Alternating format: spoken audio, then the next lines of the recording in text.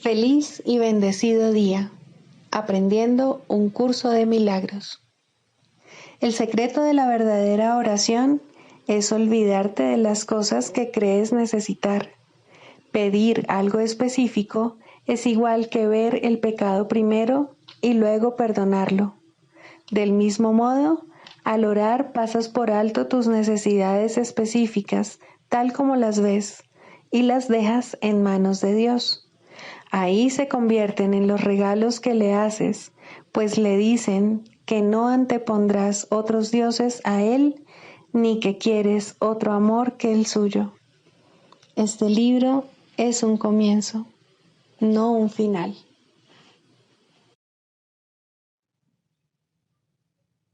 Del prefacio que postula, párrafo 13. El perdón es el medio que nos permitirá recordar. Mediante el perdón cambiamos la manera de pensar del mundo.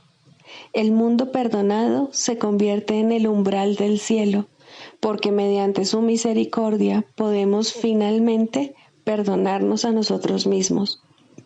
Al no mantener a nadie prisionero de la culpabilidad, nos liberamos. Al reconocer a Cristo en todos nuestros hermanos, reconocemos su presencia en nosotros mismos. Al olvidar todas nuestras percepciones erróneas y al no permitir que nada del pasado nos detenga, podemos recordar a Dios. El aprendizaje no nos puede llevar más allá. Cuando estemos listos, Dios mismo dará el último paso que nos conducirá de regreso a Él. Introducción. Este es un curso de milagros. Es un curso obligatorio. Solo el momento en que decides tomarlo es voluntario. Tener libre albedrío no quiere decir que tú mismo puedas establecer el plan de estudios. Significa únicamente que puedes elegir lo que quieres aprender en cualquier momento dado. Este curso no pretende enseñar el significado del amor, pues eso está más allá de lo que se puede enseñar. Pretende, no obstante, despejar los obstáculos que impiden experimentar la presencia del amor, el cual es tu herencia natural. Lo opuesto al amor es el miedo, pero aquello que todo lo abarca no puede tener opuestos. Este curso puede, por lo tanto, resumirse muy simplemente de la siguiente manera. Nada real puede ser amenazado. Nada irreal existe. En esto radica la paz de Dios.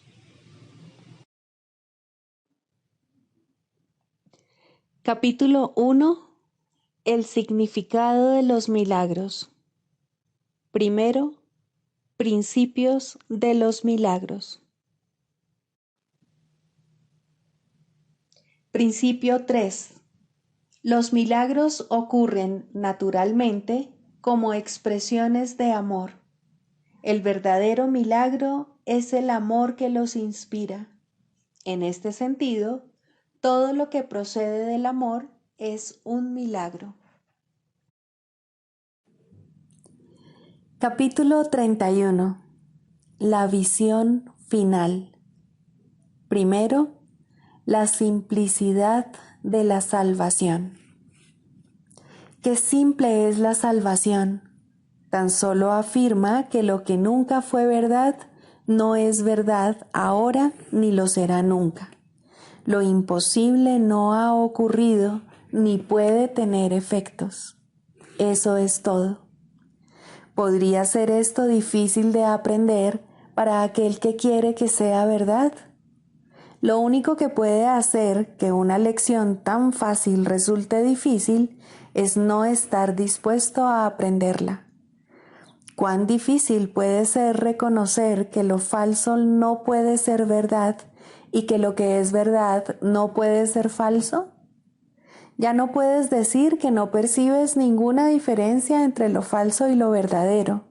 Se te ha dicho exactamente cómo distinguir lo uno de lo otro y lo que tienes que hacer si te confundes. ¿Por qué, entonces, te empeñas en no aprender cosas tan sencillas como estas? Hay una razón, pero no creas que es porque las cosas simples que la salvación te pide que aprendas sean difíciles, pues la salvación solo enseña lo que es extremadamente obvio.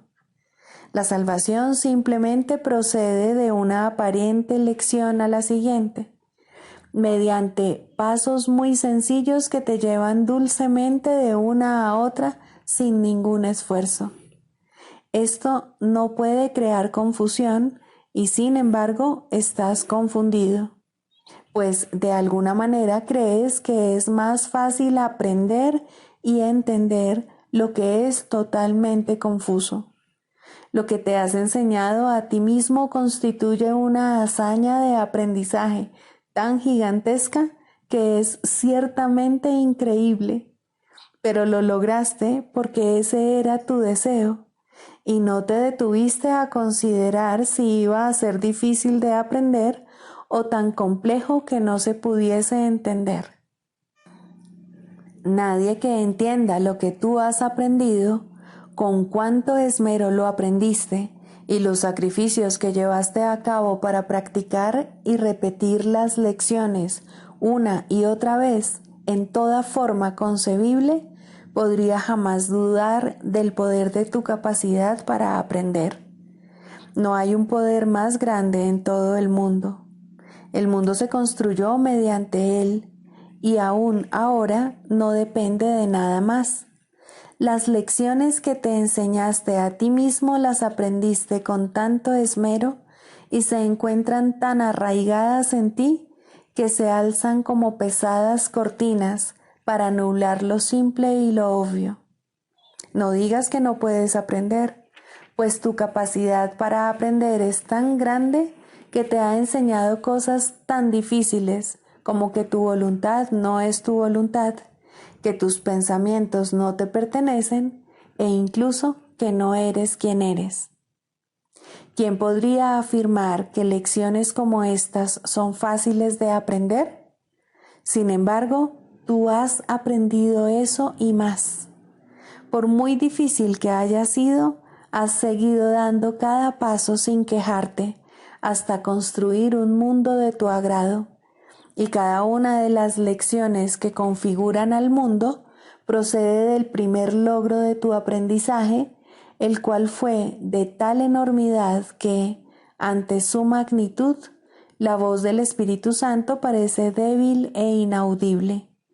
El mundo comenzó con una extraña lección, lo suficientemente poderosa como para dejar a Dios relegado al olvido y a su Hijo convertido en un extraño ante sus propios ojos, exiliado del hogar donde Dios mismo lo había ubicado. Tú que te has enseñado a ti mismo que el Hijo de Dios es culpable, no digas que no puedes aprender las sencillas lecciones que la salvación te enseña. Aprender es una capacidad que tú inventaste y te otorgaste a ti mismo. No fue concebida para hacer la voluntad de Dios, sino para apoyar el deseo de que fuese posible oponerse a ella y para que una voluntad ajena fuese incluso más real. Y esto es lo que este aprendizaje ha intentado demostrar, y tú has aprendido lo que fue su propósito enseñar. Ahora tu viejo y remachado aprendizaje se alza implacable ante la voz de la verdad y te enseña que sus lecciones no son verdad, que son demasiado difíciles de aprender y de entender y que son diametralmente opuestas a lo que realmente es verdad. No obstante, las aprenderás, pues ese es el único propósito de tu capacidad para aprender que el Espíritu Santo ve en todo el mundo. Sus sencillas lecciones de perdón son mucho más poderosas que las tuyas, pues te llaman desde Dios y desde tu ser. ¿Es acaso esta vocecilla tan débil y queda que no puede alzarse por encima del insensato ruido de sonidos que no tienen sentido? La voluntad de Dios no fue que su Hijo se olvidara de él, y el poder de su voluntad reside en la voz que habla por él. ¿Qué lección vas a aprender? ¿Qué desenlace es inevitable? Es tan seguro como Dios y está más allá de cualquier duda e incertidumbre. ¿Cómo iba a poder oponerse tu mísero aprendizaje, que tan difícil fue de aprender y cuyas consecuencias son tan extrañas, a las sencillas lecciones que, desde los orígenes del tiempo y desde que la capacidad de aprender fue concebida, se te enseñan en cada momento del día? Solamente se pueden aprender 2 lecciones. Cada una de ellas da lugar a un mundo diferente, y cada uno de esos mundos se deriva irremediablemente de su fuente. El mundo que ves es el resultado inevitable de la lección que enseña que el Hijo de Dios es culpable. Es un mundo de terror y desesperación. En él no hay la más mínima esperanza de hallar felicidad. Ningún plan que puedas idear para tu seguridad tendrá jamás éxito. No puedes buscar dicha en él y esperar encontrarla. Mas este no es el único resultado que se puede derivar de lo que has aprendido.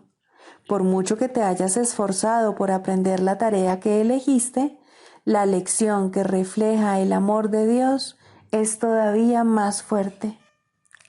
Y aprenderás que el Hijo de Dios es inocente y verás otro mundo. En el mundo que resulta de la lección que afirma que el Hijo de Dios es inocente, no hay miedo. La esperanza ilumina todo y una gran afabilidad refulge por todas partes. No hay nada en él que no te invite amorosamente a ser su amigo y a que le permitas unirse a ti. Ni una sola llamada deja jamás de oírse. Se interpreta erróneamente o se queda sin contestar en el mismo lenguaje en que se hizo. Y entenderás que esta es la llamada que todos los seres y todas las cosas en el mundo siempre habían hecho, pero que tú no habías percibido como tal. Y ahora te das cuenta de que estabas equivocado. Te habías dejado engañar por las formas que ocultaban la llamada. Por lo tanto, no la podías oír, y así perdiste un amigo que siempre quiso ser parte de ti. La eterna y queda llamada de cada aspecto de la creación de Dios a la totalidad se oye por todo el mundo, a la que esta otra lección da lugar. No hay ninguna cosa viviente que no comparta la voluntad universal de que goce de plenitud y de que tú no seas sordo a su llamada. Sin tu respuesta, esta llamada se deja morir, de la misma manera en que se la salva de la muerte cuando tú oyes en ella la llamada ancestral a la vida y comprendes que es tu propia llamada. El Hijo en ti recuerda a Dios con la misma certeza con la que Él conoce su amor. Pero Dios solo puede ser amor si su Hijo es inocente, pues ciertamente sería miedo si aquel a quien Él creó inocente pudiera ser esclavo de la culpabilidad. El Hijo perfecto de Dios recuerda su creación, pero en su culpabilidad se ha olvidado de lo que realmente es. El temor a Dios es el resultado ineludible de la lección que afirma que su Hijo es culpable, de la misma manera en que el amor de Dios no puede sino recordarse cuando el Hijo reconoce su inocencia. Pues el odio no puede sino engendrar temor y considerar a su Padre igual que a sí mismo. Cuán equivocado estás tú que no oyes la llamada, cuyo eco resuena más allá de cada aparente invocación a la muerte, la llamada cuyo canto se oye tras cada ataque asesino, suplicando que el amor restaure el mundo moribundo. No comprendes quién es el que te llama tras cada manifestación de odio, tras cada incitación a la pugna. Pero lo reconocerás cuando le contestes en el mismo lenguaje en que él te llama. Él aparecerá cuando le hayas contestado y por él sabrás que Dios es amor. ¿Qué es la tentación sino el deseo de tomar una decisión errónea con respecto a lo que quieres aprender y obtener un resultado que no deseas? El reconocimiento de que ese es un estado mental indeseable se convierte en el medio por el que se vuelve a examinar la lección, viéndose entonces que hay otro resultado más deseable.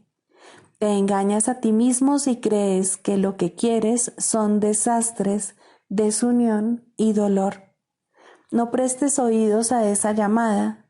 Escucha más bien la llamada subyacente que te exhorta a que seas feliz y a que estés en paz.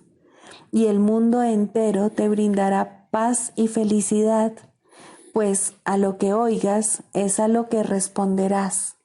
Y, oh maravilla, tu respuesta será la prueba de que has aprendido y su resultado el mundo que contemplarás. Permanezcamos muy quedos por un instante y olvidémonos de todas las cosas que jamás hayamos aprendido, de todos los pensamientos que hayamos abrigado y de todas las ideas preconcebidas que tengamos acerca de lo que las cosas significan y de cuál es su propósito. Olvidémonos de nuestras propias ideas acerca del propósito del mundo, pues no lo sabemos. Dejemos que toda imagen que tengamos acerca de cualquier persona se desprenda de nuestras mentes y desaparezca. No abrigues ningún juicio, ni seas consciente de ningún pensamiento, bueno o malo, que jamás haya cruzado tu mente con respecto a nadie. Ahora no lo conoces, pero eres libre de conocerlo y de conocerlo bajo una nueva luz. Ahora Él renace para ti y tú para Él, sin el pasado que lo condenó a morir, y a ti junto con Él.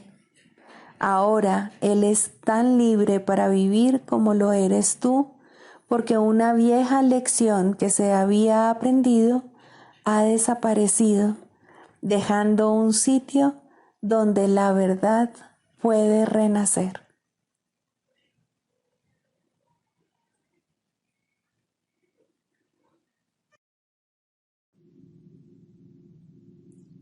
Libro de ejercicios, lección 115.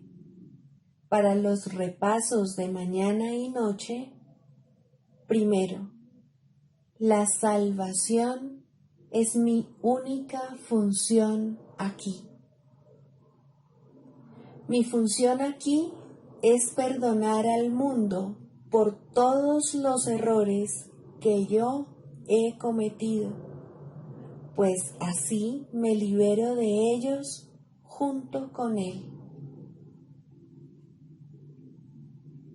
Segundo, mi papel en el plan de salvación de Dios es esencial.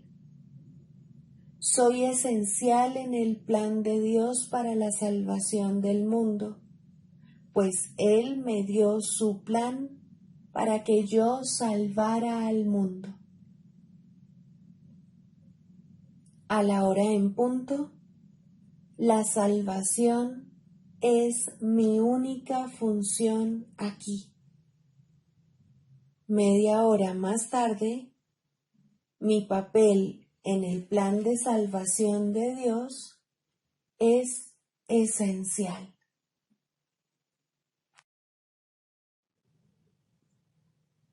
Del Manual para el Maestro, pregunta 4. ¿Cuáles son las características de los maestros de Dios? 5. Júbilo. El júbilo es el resultado inevitable de la mansedumbre. La mansedumbre significa que el miedo es ahora imposible. ¿Qué podría entonces obstaculizar el júbilo? Las manos abiertas de la mansedumbre están siempre colmadas. Los mansos no experimentan dolor, no pueden sufrir. ¿Cómo no habrían de ser felices? Están seguros de que son amados y de que, por lo tanto, están a salvo. El júbilo va unido a la mansedumbre, tan inevitablemente como el pesar acompaña al ataque. Los maestros de Dios confían en Él y están seguros de que su Maestro va delante de ellos, asegurándose de que no les acontezca ningún daño. Disponen de sus dones y siguen su camino, porque la voz de Dios los dirige en todo. El júbilo es su himno de gratitud, y Cristo los contempla también con agradecimiento. La necesidad que Él tiene de ellos es tan grande como la que ellos tienen de Él. Qué gozo tan inmenso compartir el propósito de la salvación.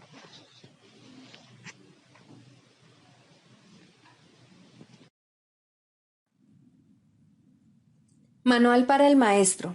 25. ¿Son deseables los poderes psíquicos? La respuesta a esta pregunta es muy parecida a la anterior.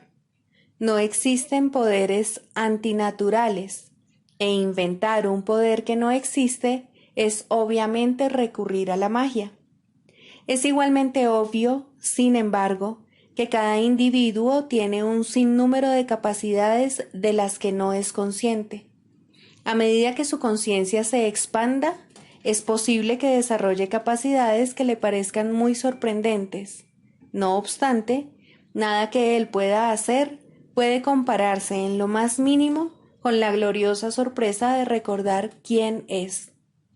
Si deja que todo su aprendizaje y todos sus esfuerzos se dirijan hacia esa gran sorpresa final, no querrá que las pequeñas sorpresas que se puedan presentar en el camino lo retrasen. Ciertamente hay muchos poderes psíquicos que están claramente de acuerdo con los postulados de este curso. La comunicación no se limita únicamente a la reducida gama de canales que el mundo reconoce. Si así fuese, no tendría objeto tratar de enseñar la salvación. Sería imposible hacerlo.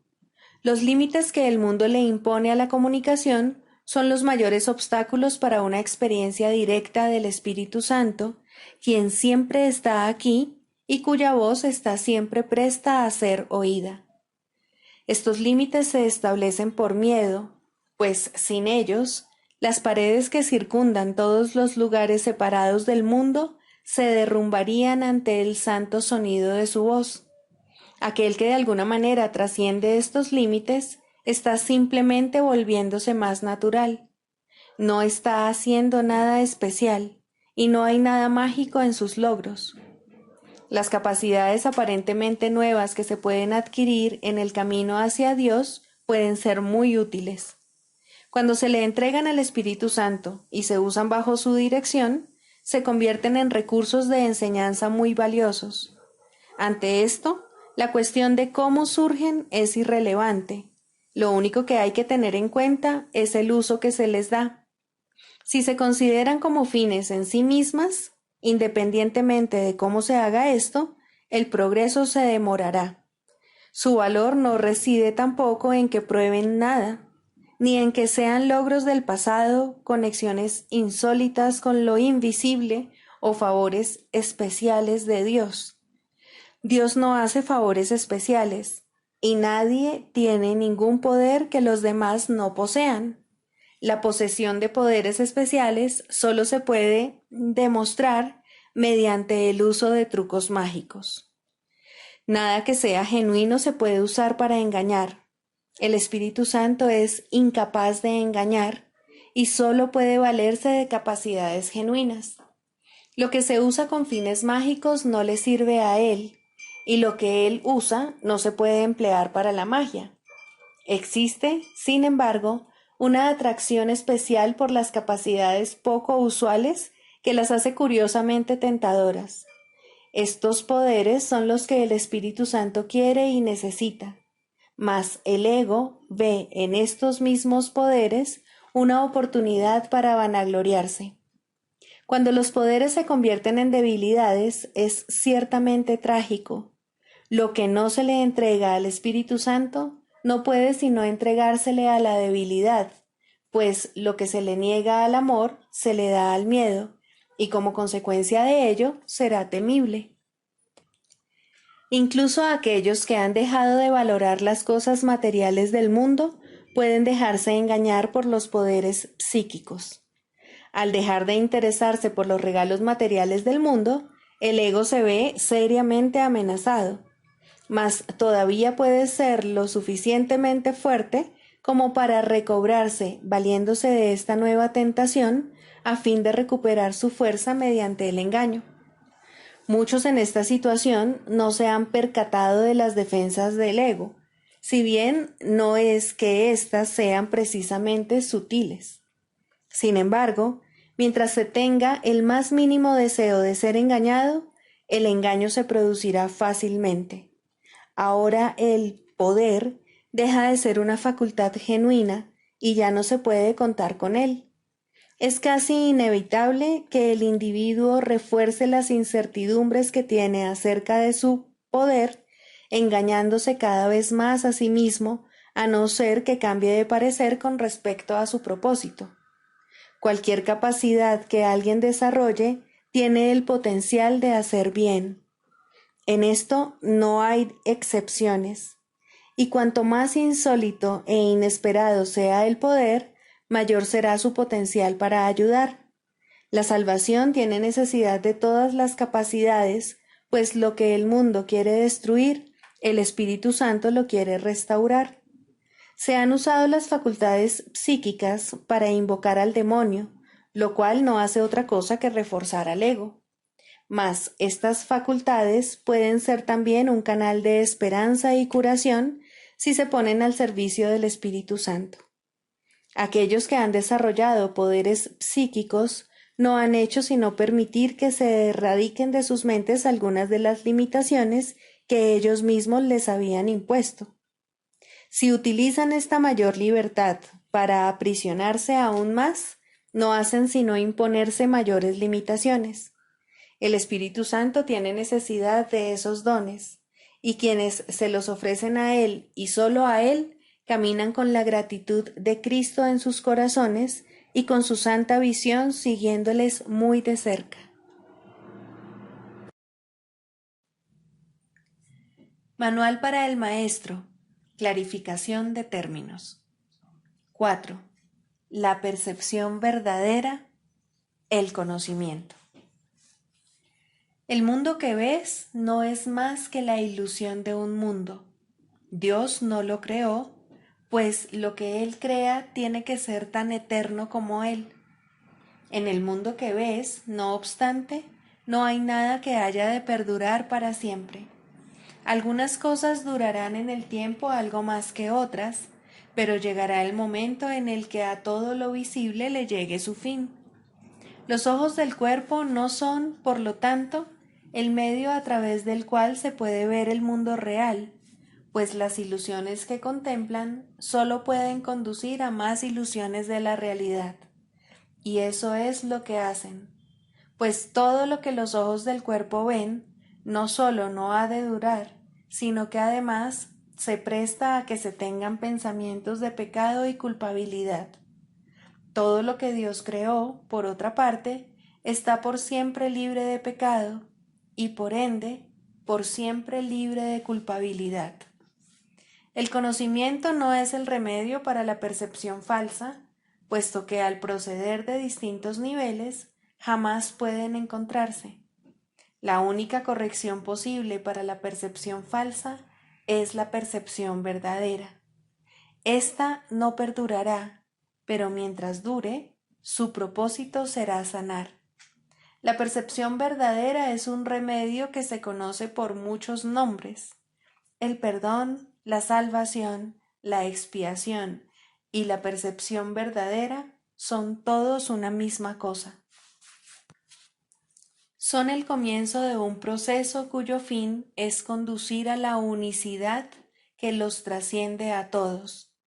La percepción verdadera es el medio por el que se salva al mundo de las garras del pecado, pues el pecado no existe.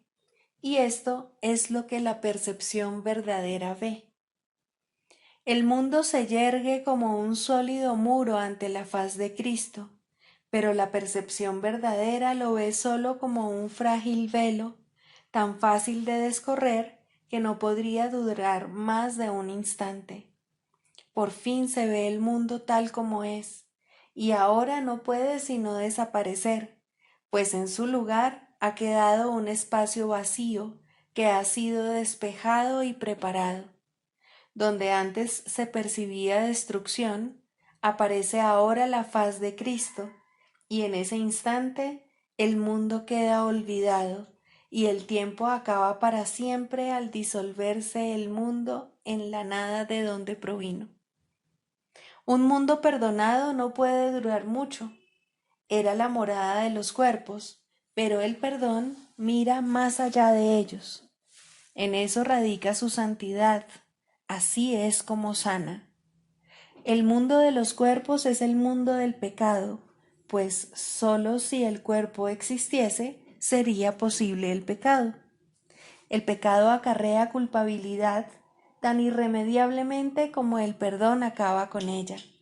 Y una vez que ha desaparecido todo rastro de culpabilidad, ¿qué queda que pueda seguir manteniendo al mundo separado y fijo en su lugar? Pues la idea de lugar habrá desaparecido también junto con el tiempo. El cuerpo es lo único que hace que el mundo parezca real, pues, al ser algo separado, no puede permanecer donde la separación es imposible. El perdón prueba que es imposible porque no lo ve, y lo que entonces pasas por alto deja de ser comprensible para ti, tal como una vez estabas seguro de su presencia. Este es el cambio que brinda la percepción verdadera. Lo que antes se había proyectado afuera, ahora se ve adentro, y ahí el perdón deja que desaparezca. Ahí se establece el altar al Hijo, y ahí se recuerda a su Padre. Ahí se llevan todas las ilusiones ante la verdad y se depositan ante el altar. Lo que se ve como que está afuera no puede sino estar más allá del alcance del perdón, pues parece ser por siempre pecaminoso. ¿Qué esperanza puede haber mientras se siga viendo el pecado como algo externo? ¿Qué remedio puede haber para la culpabilidad? Mas, al ver a la culpabilidad y al perdón dentro de tu mente, estos se encuentran juntos por un instante, uno al lado del otro, ante un solo altar.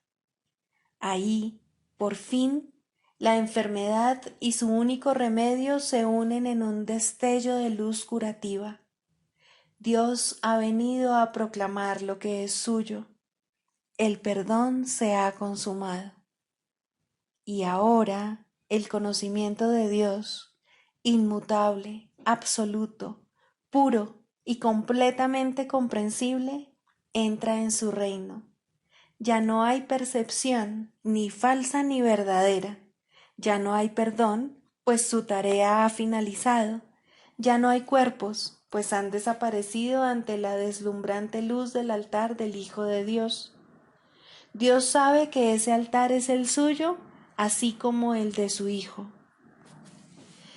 Y ahí se unen, pues ahí el resplandor de la faz de Cristo ha hecho desaparecer el último instante del tiempo, y ahora la última percepción del mundo no tiene propósito ni causa, pues ahí donde el recuerdo de Dios ha llegado finalmente, no hay jornada, ni creencia en el pecado, ni paredes, ni cuerpos. Y la sombría atracción de la culpabilidad y de la muerte se extingue para siempre. Oh hermanos míos, si tan solo supierais cuánta paz os envolverá y os mantendrá a salvo, puros y amados en la mente de Dios, no haríais más que apresuraros a encontraros con Él en su altar. Santificados sean vuestros nombres y el suyo, pues se unen ahí, en ese santo lugar. Ahí Él se inclina para elevaros hasta Él, liberándoos de las ilusiones para llevaros a la santidad, liberándoos del mundo para conduciros a la eternidad, liberándoos de todo temor y devolviéndoos al amor. La práctica de la psicoterapia. Tercero, la cuestión del pago. Nadie puede pagar por la terapia, pues la curación es de Dios y Él no pide nada. Sin embargo, es parte de su plan que el Espíritu Santo se valga de todo en este mundo para ayudar a que el plan se lleve a cabo. Incluso un terapeuta avanzado tiene algunas necesidades terrenales mientras esté aquí. Si necesita dinero, se le dará, no como pago, sino para ayudarlo a desempeñar mejor su función dentro del plan. El dinero no es malo, el dinero no es nada, pero nadie aquí puede vivir sin ilusiones, pues aún debe esforzarse por lograr que la última ilusión sea aceptada por todo el mundo en todas partes. Tiene una magna función en este único propósito, para lo cual vino. Permanece aquí solo para eso, y mientras esté aquí, se le dará todo lo que pueda necesitar. Solo un sanador no sanado intentaría curar por dinero, y en la medida en que lo valore, no tendrá éxito ni encontrará su propia curación en el proceso. Habrá algunas personas a quienes el Espíritu Santo les pida algún tipo de pago para sus propósitos, y habrá otras a quienes no se les pida nada. Sin embargo, no debe ser el terapeuta el que tome estas decisiones. Hay una diferencia entre pago y costo. Dar dinero allí donde el plan de Dios quiere que se dé no supone un costo, pero no darlo donde propiamente se debe dar supone un costo enorme. El terapeuta que determina esto pierde el nombre de sanador, pues nunca podrá entender lo que es la curación. No puede darla y por ende no puede gozar de ella. Los terapeutas de este mundo son ciertamente inútiles para la salvación del mundo. Hacen exigencias y, por lo tanto, son incapaces de dar. Los pacientes tan solo pueden pagar por el intercambio de ilusiones, y por esto, ciertamente, se exige un pago y el costo es enorme. Una relación comprada no puede ofrecer el único don por el que se logra toda curación. El perdón, el único sueño del Espíritu Santo, no debe tener costo alguno, pues si lo tuviera, simplemente crucificaría al Hijo de Dios otra vez. ¿Puede ser así como se le perdona? ¿Puede ser esta la manera de poner fin al sueño del pecado? El derecho a vivir es algo por lo que nadie necesita luchar.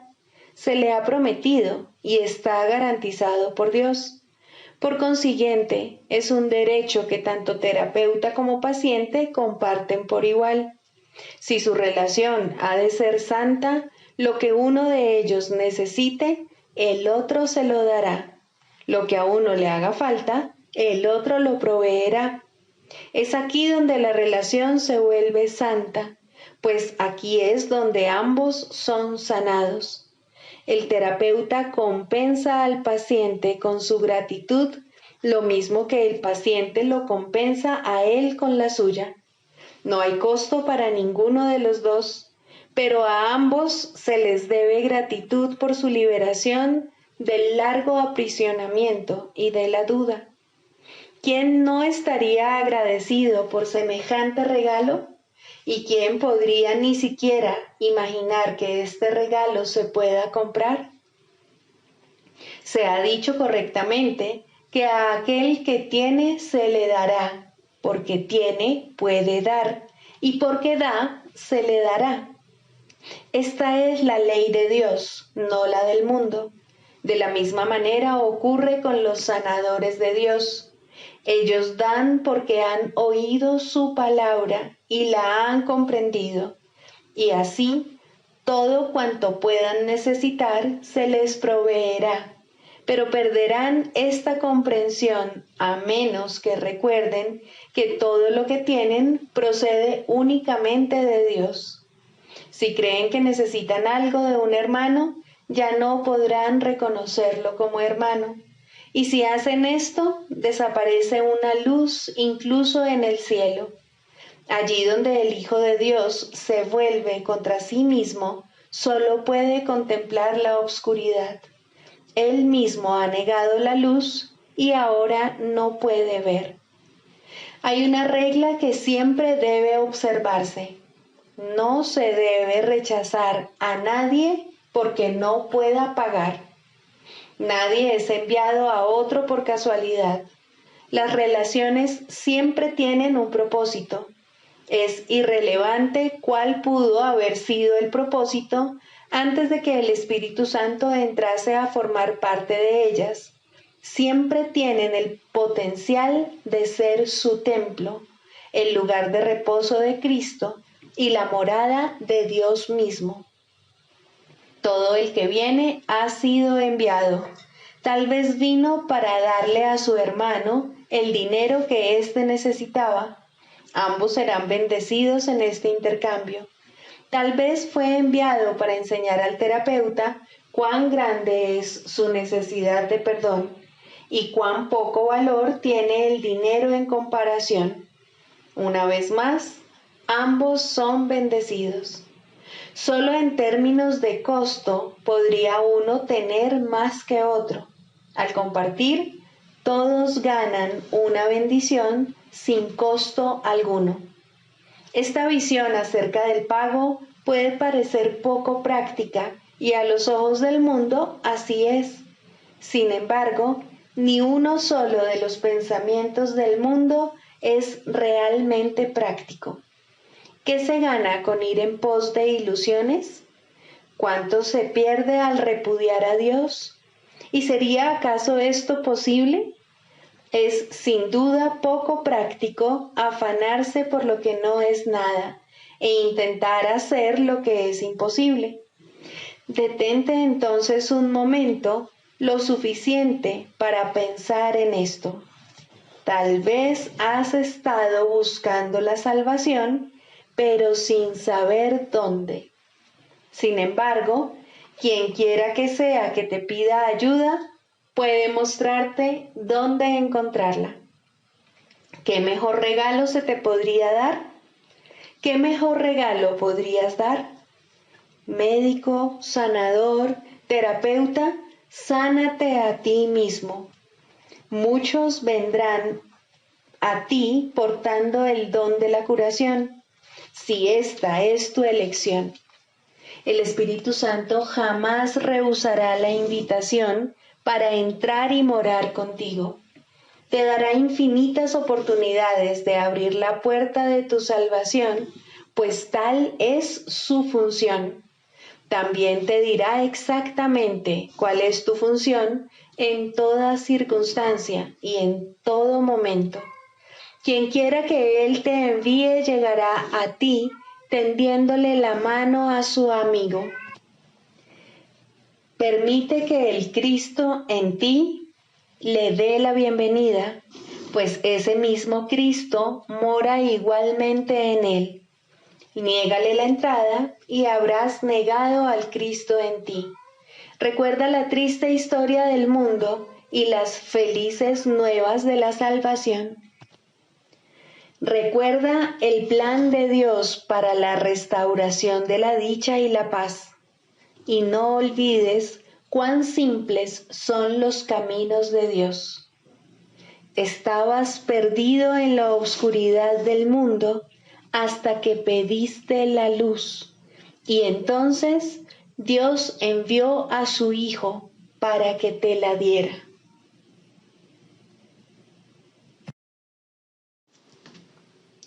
El canto de la oración. Cuarto, la santidad de la curación. Cuán santos son los que han sanado, pues al verlos, sus hermanos comparten su curación y su amor. Portadores de paz, la voz del Espíritu Santo, a través de quienes Él habla en favor de Dios, cuya voz Él es, tales son los sanadores de Dios. Ellos solo hablan en favor de Él y nunca en favor de sí mismos. No tienen más dones que los que han recibido de Dios y los comparten porque saben que esa es su voluntad. No son especiales, son santos. Han optado por la santidad y han renunciado a todo sueño de poseer atributos especiales mediante los cuales habrían otorgado regalos desiguales a los menos afortunados. Su curación ha restaurado su plenitud, de manera que puedan perdonar y unirse al canto de la oración, en el que los que se han sanado cantan su unión y agradecimiento a Dios. En cuanto que testigo del perdón, ayuda en la oración y efecto de la misericordia verdaderamente enseñada, la curación es una bendición. Y el mundo responde en animado coro a través de la voz de la oración. El perdón destella su misericordioso indulto sobre cada brizna de hierba y ala emplumada, así como sobre todas las cosas vivientes de la tierra. El miedo no puede encontrar refugio aquí, pues el amor ha llegado en toda su santa unidad. El tiempo continúa solo para permitir que el último abrazo de la oración descanse sobre la tierra un instante, conforme el mundo desaparece en la luz. Este instante es la meta de todos los verdaderos sanadores, a quienes el Cristo ha enseñado a ver su semejanza y a enseñar como Él. Imagínate lo que significa ayudar al Cristo a curar. ¿Puede haber algo más santo? Dios da gracias a sus sanadores, pues sabe que la causa de la curación es Él mismo, su amor, su Hijo, reinstaurado como su compleción y de regreso para compartir con Él la santa dicha de la creación. No pidas curación parcial, ni aceptes un ídolo en lugar del recuerdo de aquel cuyo amor nunca ha cambiado ni cambiará jamás. Eres tan querido para Él como lo es toda su creación, pues ésta se encuentra en ti como su regalo eterno. ¿Qué necesidad tienes tú de sueños cambiantes en un mundo triste? No te olvides de la gratitud de Dios. No te olvides de la santa gracia de la oración. No te olvides de perdonar al Hijo de Dios. Primero perdonas, luego oras y de este modo te curas. Tu oración se ha elevado y ha invocado a Dios, quien escucha y responde. Has comprendido que solo te perdonas a ti mismo y que igualmente solo oras por ti. Y mediante esta comprensión sanas. Te has unido a tu fuente en oración y comprendes que jamás te separaste de ella. Este nivel no se puede alcanzar hasta que ya no quede nada de odio en tu corazón, ni deseo alguno de atacar al Hijo de Dios. Nunca olvides esto. Eres tú quien es el Hijo de Dios, y tal como elijas ser con Él, así serás contigo mismo, y así será Dios para ti. Tus juicios no dejarán de llegar hasta Dios, porque le asignarás a Él el papel que veas en su creación. Elige bien, pues de otro modo Creerás que eres tú el creador y no Él, y por ende que Él ya no es causa, sino tan solo un efecto. Ahora la curación es imposible, pues lo culpas a Él de tu engaño y de tu culpa. Él, que es amor, se convierte en la fuente del miedo, pues solo el miedo puede justificarse ahora. Suya es la venganza y la muerte su gran destructor. La enfermedad, el sufrimiento y las dolorosas pérdidas se vuelven la suerte de todo el mundo en la tierra que él abandonó al cuidado del demonio, jurando que no la volvería a liberar nunca más. Venid de nuevo a mí, criaturas mías, sin ninguno de esos tergiversados pensamientos en vuestros corazones. Seguís siendo santos junto con la santidad que os creó en perfecta impecabilidad y aún os rodea con los brazos de la paz. Soñad ahora con la curación. Luego, levantaos y dejad atrás todo soñar para siempre. Sois aquel a quien vuestro Padre ama, aquel que nunca abandonó su hogar, ni vagó por un mundo salvaje con los pies ensangrentados y el corazón endurecido contra el amor que es la verdad en vosotros. Entregad todos vuestros sueños a Cristo y dejad que Él sea vuestro guía a la curación y que os conduzca en oración más allá del penoso alcance del mundo. Él viene en mi lugar y os comunica mi palabra. Deseo que mi fatigado hijo regrese a mí y pase de los sueños malvados al dulce abrazo de amor eterno y la perfecta paz. Mis brazos están abiertos para recibir al hijo que amo, quien no sabe que ha sanado y que sus oraciones jamás han dejado de entonar su jubiloso canto de agradecimiento al unísono con toda la creación en la santidad del amor. Aquíétate un instante. Bajo los ásperos y amargos sonidos de lucha y de derrota, hay una voz que te habla de mí. Escúchala un instante y te habrás sanado. Escúchala un instante y te habrás salvado. Ayúdame a despertar a mis hijos del sueño de castigo y de una corta vida llena de miedo que termina tan pronto que bien podría no haber sido nunca. En lugar de ello, deja que te recuerde la eternidad, en la cual tu dicha aumenta a medida que tu amor se extiende junto con el mío, más allá del infinito, donde el tiempo y distancia no significan nada. Mientras esperas apesadumbrado, la melodía del cielo está incompleta, porque tu canto es parte de la eterna armonía del amor. Sin ti, la creación no está completa. Regresa a mí, que nunca abandoné a mi hijo. Escucha, hijo mío, tu Padre te llama.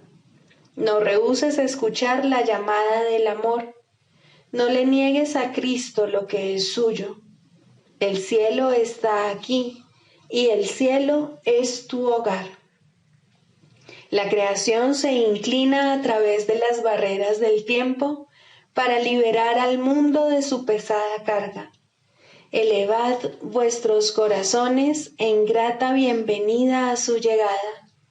Ved las sombras desvanecerse calladamente y las espinas desprenderse de la ensangrentada frente de aquel que es el Santo Hijo de Dios. Qué hermoso eres, criatura de la santidad, cuán parecido a mí, cuán amorosamente te sostengo en mi corazón y en mis brazos, cuán querido es para mí cada regalo que me has hecho, tú que sanaste a mi hijo y lo bajaste de la cruz.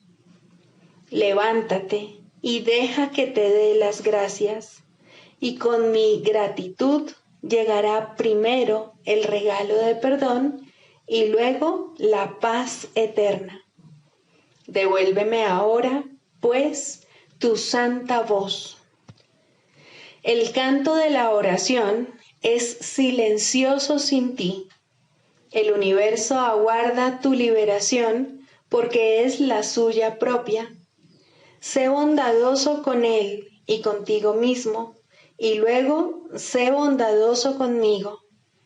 Solo te pido una cosa, que halles consuelo y no vivas más en el terror y el dolor. No abandones el amor y recuerda esto, sea lo que fuere que pienses de ti mismo, sea lo que fuere que pienses acerca del mundo, tu Padre te necesita y te seguirá llamando hasta que por fin regreses a Él en paz.